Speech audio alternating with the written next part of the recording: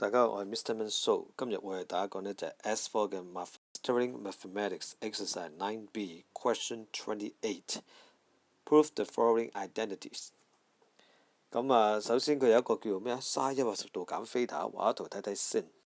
畫完圖一睇，咦隻鋭角喺象限二發生喎，咁由於 sin 象限二係正嘅，咁咪 sin 咯。咁鋭角就肯定係 θ嚟㗎啦。呢幅圖點樣睇呢？我覺得呢幅圖你記咗佢算啦，唔好慢慢諗點解啦。調翻轉俾自己聽，180度減 θ，再加翻隻 θ就係180度，咁咪得咯。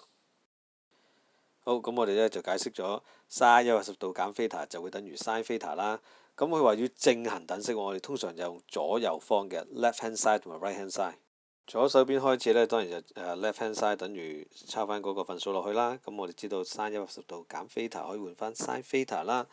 咁就留意啦 ，Mr. So 教你去記 basic 嗰個嘅tangent θ等於 sin θ over cosine θ 呢，因為留意到呢，如果玩呢啲咁嘅三句玩得深啲嘅話呢，就玩倒數嘅。咁所以呢，我呢就 highlight 咗黃色嗰條呢，如果得嘅就順手記埋佢啦，唔得呢就從 tangent θ等於 sin θ over cosine θ嘅倒數去諗翻出嚟啦。點都好啦 ，cosine θ over sin θ就會係1 over tangent θ嘅。咁我發達啦，因為呢 right hand side 嗰邊呢就係 tangent 90度減 θ，我哋用翻 complementary angle 餘角嗰條式啦，咁就會係1 over tangent θ嘅。OK， 如果你真係唔記得咗點解嘅話呢，麻煩你睇翻第一條片啦，即係呢一個 chapter 嘅第一條片啦，咁你就會知點解㗎啦。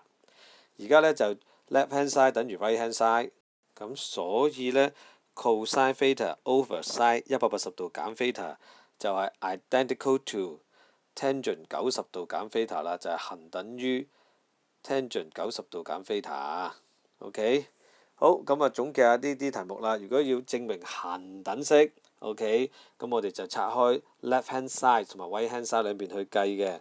過程中我哋一定要識呢個Trigonometric Identities 嘅三角比嘅恒等式，包括咗 basic 嗰兩條啦，同埋 complementary angle 嗰三條嘅。咁當中呢 tangent θ等於 sin θ over cosine θ呢，大家都耳熟能詳㗎啦。不過佢個倒數呢，你咪玩慣呢。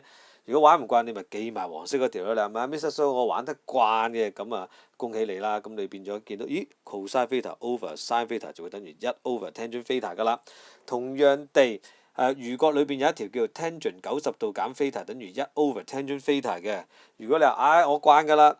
主項同分母交換位企啊嘛，如果係咁嘅話呢，你就會知道tangent θ呢又可以等於1 over tangent 90度減 θ。That's why 我點解會 highlight 咗兩條衍生出嚟嘅式呢？就係咁解啦。多謝大家，拜拜。